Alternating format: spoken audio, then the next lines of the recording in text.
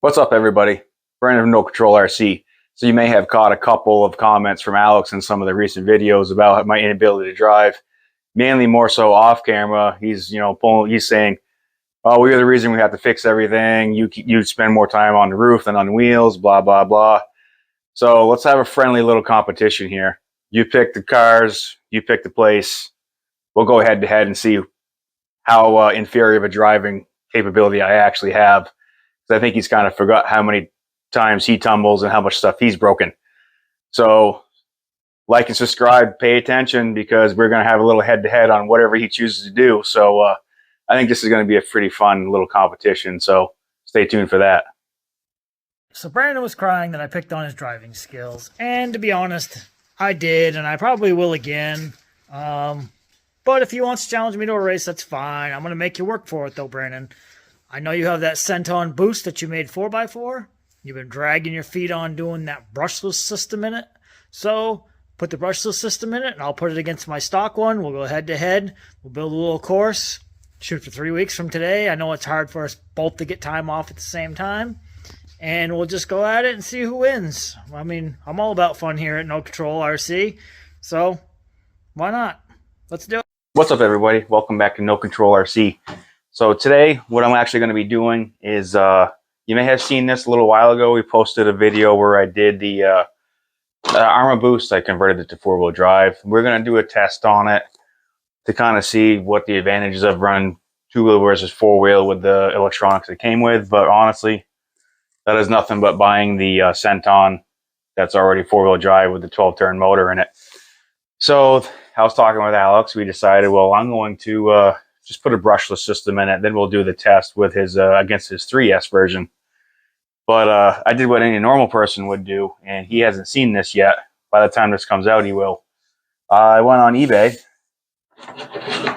and I purchased a 4S system out of a Triton or Outcast out of an Arrma off of eBay. So I'm going to go ahead and put this in, and then we're going to do the head-to-head test. And I really hope this one's faster than his. So I think we're going to get right to it and see how it is. Now, this shouldn't be too bad. Like I said, I bought this off eBay. This 4S system came with the motor and speed control. The only thing I had to do was do a little bit of research, and I had to find a 5mm pinion to go on it with the right tooth for it. So I got a 17 tooth on the pitch that I needed. And this is a Robinson Racing one I found actually on Amazon. So it's for the 5mm shaft, but it's the same pitch that that is inside this. So that should make everything roll pretty good. So I guess we're going to go ahead and start getting this done. So I don't think this would be overly too bad. If there's something like, obviously, like I said, I've already had this half apart. If this is something you were like, oh, that might be kind of cool, I might see how to do it. It's pretty easy to do. You can look back through the video and see it. It didn't take me all that long to do, but so you can see right there she is. So we're just going to start ripping this thing apart so we can get it going. Pull the drive shaft out. Now, these are actually really not that half bad to get apart. Sometimes they're sticky because, like, if you run in sand a lot or whatnot, this transmission comes out really easy. But like I said, if you do a lot of running when they're new and you do it, they'd work pretty well. But like I ran this in sand, so I've done this before. When you take this out, because this whole unit comes out, and you get a lot of sand in there, it can be a little problematic to get out, but not impossible. So it's really easy, actually. You can see you got this little red square right there. You really got to pull that screw out right there. And that's the main one that you got to get a hold of to actually get the transmission out of this rig. Pull that out, set it aside. Now, it's actually pretty easy. What it does is this red little section right here, that comes out. Now, it doesn't mean it lifts out. What you actually do is you slide it towards this side of the chassis, and then it comes out. So you can just grab like a pair of needle nose or whatever,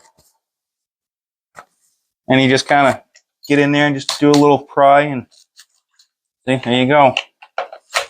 Just like that. That pops out. Good to go. That's the main block that holds. See, it's got channels inside of it. So that holds the transmission setup inside. Then what you're going to do is you lift up on this right here. It says pull right on it. So you lift up on that. And with any luck, you can kind of start rocking it a little bit. And there you go. And that's your whole transmission setup. See, right there, boom. We don't need that right now. This is the whole thing we're after right here. So, we've got 3 screws right there we're going to take out. And that should expose everything inside that we need to get to.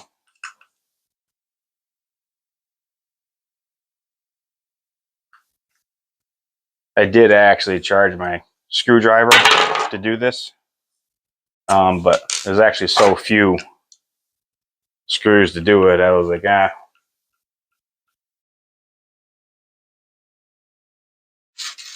All right, now this cover right here, once you get her broke free, a little dirty, we do got a little toothbrush right here that they use for stuff like this.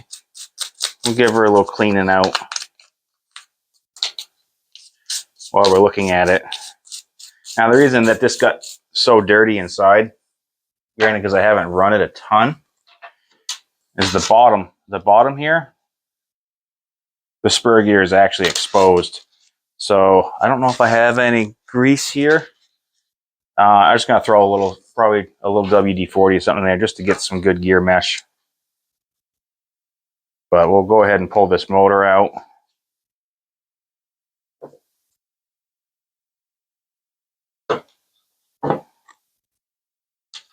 There's that. Take the other one out.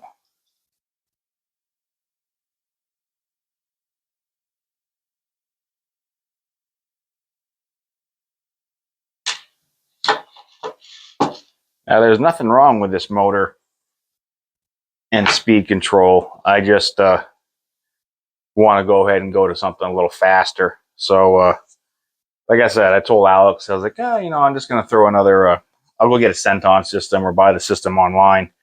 And then, since he doesn't know, by the time you see this video, he will know, obviously. I wanted to see what 4S would do in it. So, I decided to go ahead and just to buy one. And will it handle it? I don't know. It may end up just demolishing and breaking it. So we probably better make sure we have all our cameras set up by the time we film this, because it might be a short day. But yeah, so here it is. Here's all that set up.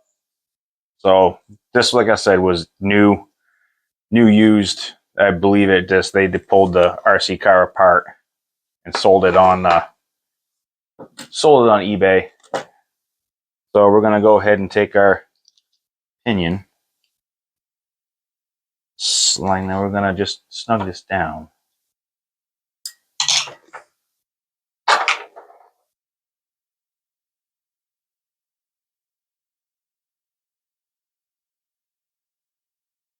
Just snug it, because what I'm gonna do, I'm just gonna kind of eyeball it in comparison to what was in it.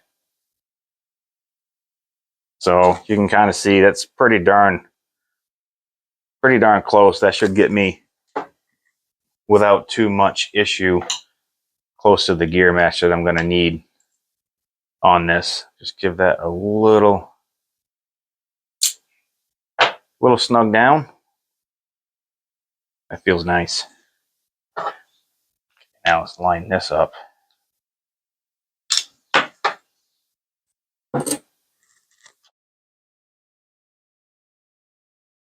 There she is in there. She's not meshed up yet, but we will, well, I guess right off the bat, I didn't notice One thing I'm going to run into here. Oh, no, never mind. I can turn it. Oh, I thought it was going to be in the way of something, but never mind. It's not. Let's get this. So she's flat. Perfect.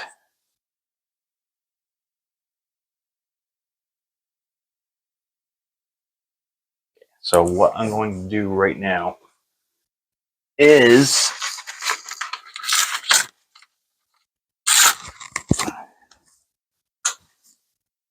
I'm going to grab a little scrap piece of paper, and what I'm going to do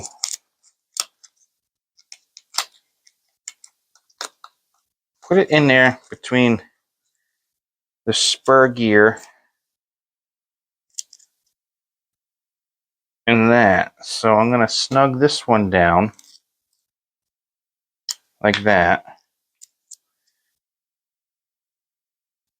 I get some good teeth action on the paper. Is this the right way? I don't know. It's just kind of how I've done it. So you can kind of see the gear mesh right in the paper. And in the past, that's always worked well for me. The paper gives it just enough of a tolerance so it's not too tight and not too loose. It's always seemed to work well in all my nitros and everything else that I've done. So we'll run with that. But there she is. Now, as you can, just overall cool factor, I mean, obviously you can tell that's going to look a lot cooler in it. I just have to keep the body on it until Alex sees it. Until we run it. I don't want him to know that I have this in it. I'm hoping, well, the test should happen before this video was released. That's why I said, Alex said by this point, by the time the video's out, he'll know. But I'm just going to give this because I am still setting up here. I'm just going to give that a shot of that just because I don't want it dry.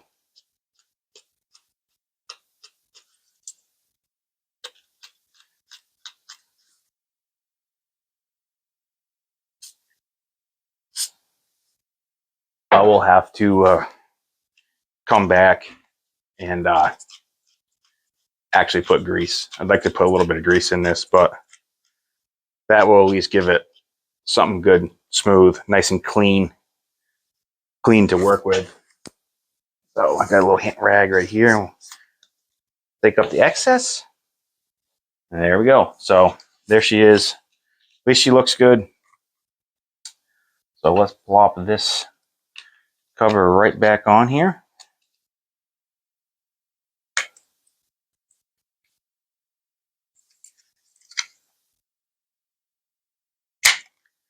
Yow, that hurt.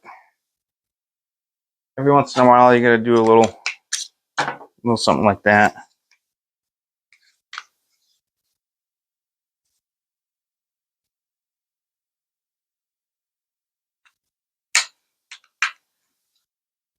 There we go. Little snap, snap.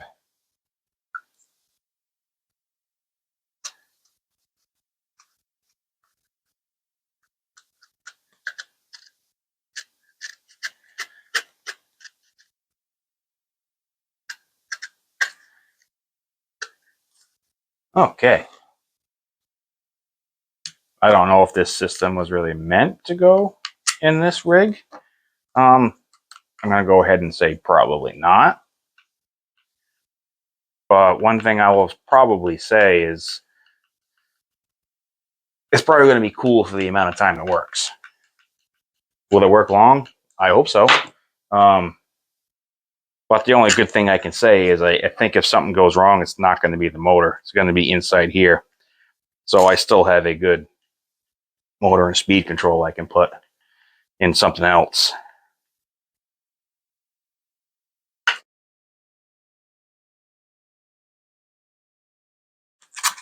So I'm going to give you a little shot here.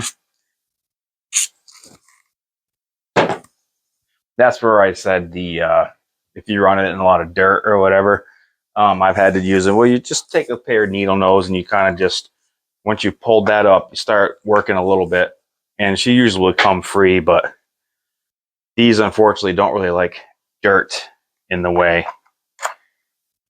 because they don't slide very well. Let's see. Oop. I will tell you right now that that heat sink just barely fit in there. Hold on.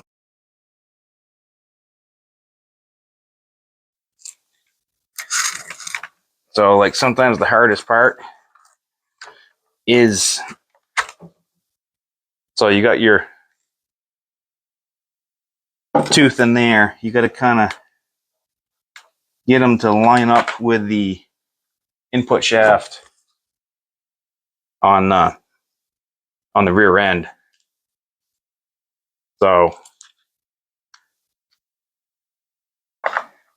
usually if you just have it close, it doesn't go too bad.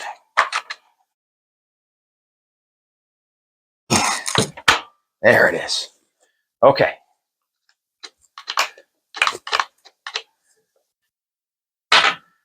There she is, all in. So now we'll take this bad boy, slide that back in just like that, flip you back over, grab our screw right here, put you right back in there.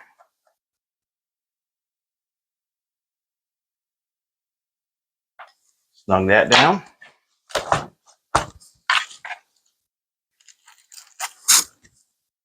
Grab a drive shaft, go into the front first, pull it back. There it is.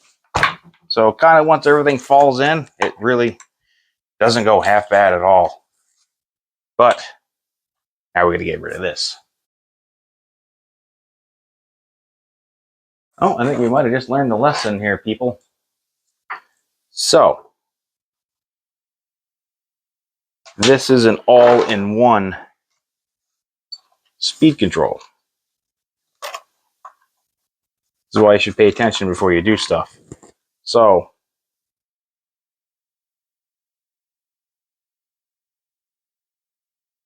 this is the speed control and receiver. So I don't have one with me right this second, but what I'm going to do is I got a 315 at the house. I'm going to throw the 315 in there. So pretend I already did that. So inside this box, which is plenty of room for it, I'll throw my 315 receiver in it, run the wires through it, all that. And so we'll take this bad boy, lines right up. Yeah, if I was paying attention and thinking, I would already have that here, but I don't have that. So I might as well, the receiver's easy to put in, put it in the box, run the wire, run the antenna, got a little hole right here, you can stick it in, run that through, put the two plugs in, and you're good to go.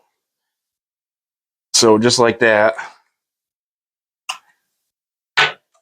speed control on, to run those bad boys over here. Now, because it's like I said, this is 4S. You can run a 4S battery, but you got to run this jumper in it, or you can run two 2S batteries, and you just take that off and you plug them both in. The only thing I will have to do the two 2S's is you just put longer Velcro straps in it, and that'll take care of that whole problem.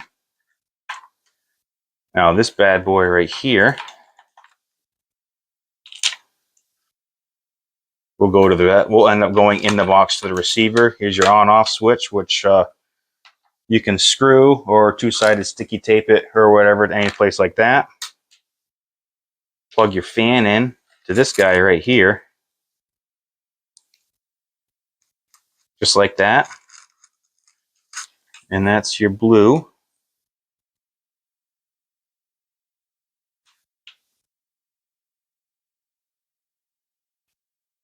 Blue and your yellow.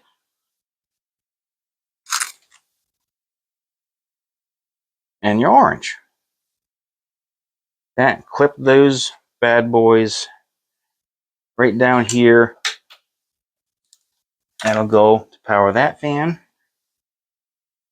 Got this little clip right here. Run those guys right in here. Just like that.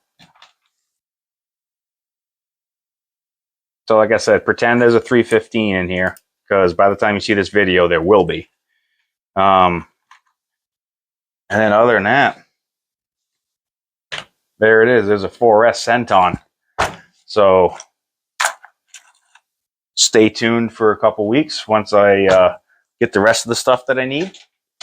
And I get together with Alex, and we'll end up seeing how a 4S boost does. And like I said, there is a video of me turning it into 4-wheel drive, which really wasn't that tough at all. And really, honestly, doing this system, you don't have to do a 4S. You can do a 3S or whatever you want to put in it. It's pretty easy to work on. They make them pretty simple. Honestly, it's almost enjoyable. That didn't really realistically take all that long to rip it apart and put the 4S system in it. So a little time, a little bit of patience, a little bit of cleaning, and this thing will be good to go to see what it does. And I really hope on 4S this thing's just a little faster than Alex's, but we'll see. So hey, like and subscribe. Thanks for watching. I hope you enjoyed this, and we'll catch you next time. I didn't know that was a freaking receiver.